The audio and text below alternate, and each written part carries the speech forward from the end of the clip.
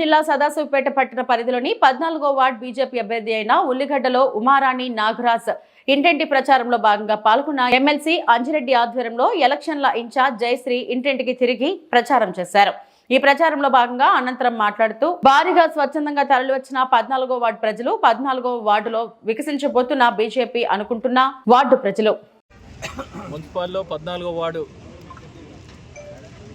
తన పేరు ఉల్లిగడ్డల ఉమారాణి, అదేవిధంగా ఇన్ఛార్జ్ అయిన జయశ్రీ అక్క గారు, దేశపాండే గారు, ఇక్కడ ఇన్ఛార్జ్ అయిన ముత్తిరెడ్డి గారు మరియు సోదరులు పత్రికా నాగరాజు గారికి, పత్రికా విలేకరులందరికీ పేరు పేరున నమస్కారం తెలియజేస్తా ఉన్నాను.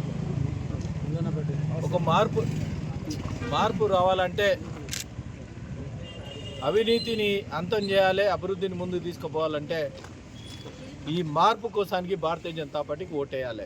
నేను ప్రజలకు కోరేది, ఎందుకంటే అవినీతి బాగా జరిగింది.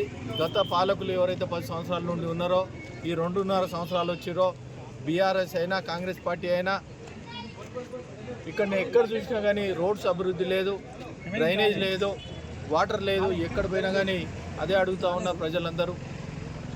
మరి ఏమైంది ఇన్ని సంవత్సరాల నుండి?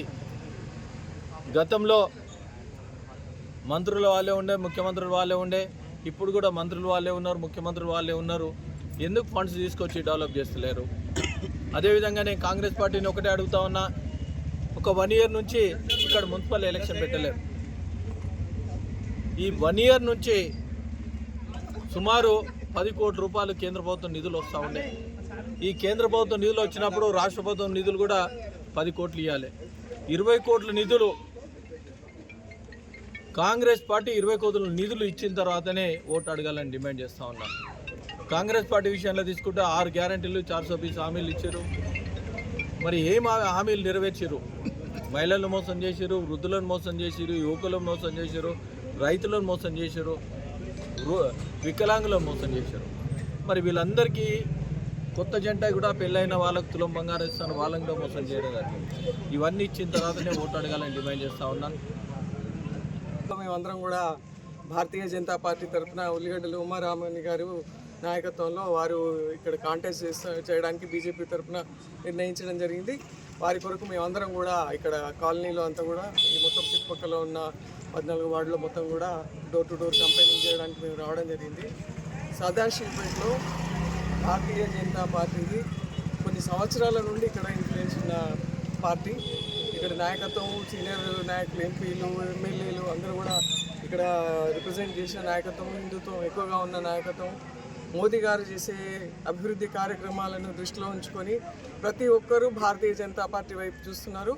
అందులో ముఖ్యంగా ఇక్కడికి వచ్చేసరికి ఇక్కడ ఉన్న టీఆర్ఎస్ నాయకులు కానీ ఏమి అభివృద్ధి కార్యక్రమాలు చేయకపోవడం, ఓన్లీ ఇప్పుడున్న కాంగ్రెస్ బీజేపీ సెంట్రల్ గవర్నమెంట్ ఇచ్చిన ఫండ్స్ని మాత్రమే, అందులో నుండి కూడా మళ్ళీ కొన్ని ఫండ్స్ కింది దాకా పోకుండా చూస్తూ మళ్ళీ వచ్చిన దాంట్లో ఆ కార్యక్రమాలను, అభివృద్ధి కార్యక్రమాలు ఏదైతే ఇస్తున్నారో అవి చేసి మేమే చేస్తున్నామని గొప్పలు చెప్పుకోవడం. అప్పుడు ఆయన చేసిన పని అదే, ఇప్పుడు ఈ వీళ్ళు చేస్తున్న పని అదే. బీఆర్ఎస్ ఎప్పుడు లేదు, గ్రౌండ్లో వెళ్ళిపోయింది మొత్తానికి. ఇక కాంగ్రెస్ ఉన్నది అన్నీ కూడా ఇప్పుడు ఈరోజు చూశారు మీరు, కేటీఆర్ గారు వాళ్ళు ఇన్ని రకాల కరప్షన్ గురించి అన్నీ చెప్తూ వస్తున్నారు. సో ఇప్పుడు మోదీ గారి ప్రభుత్వం క్లీన్ చిట్టుతో ఉన్న ప్రభుత్వం, ఒక్క ప్రాబ్లం లేకుండా దేశ అభివృద్ధి కోసం ఎంతో కష్టపడుతూ అన్ని రంగాలలో, అంటే ఒక పిల్లలని కాదు, యువత అని కాదు, మహిళలని కాదు, దేశ అభివృద్ధి అని కాదు, అన్ని ఏ రంగం తీసుకున్న, విదేశంగా రకమైన పద్ధతులు చూసుకున్నా కూడా ఏ రకమైన దాంట్లో కూడా అభివృద్ధి అని అన్నది చూసుకుంటూ క్లీన్ చిట్తోని మొత్తం, అంటే నాయకులు కానివ్వండి, పార్టీ చేసే గవర్నమెంట్లలో కానీ ఎలాంటి కరప్షన్ లేకుండా చేస్తున్న కరప్షన్ ఫ్రీ గవర్నమెంట్ మోదీ ప్రభుత్వము, భాజపా ప్రభుత్వము. అందుకని ప్రజలందరూ మరిన్ని అప్డేట్స్ కోసం మా ఛానల్ని సబ్స్క్రైబ్ చేయండి.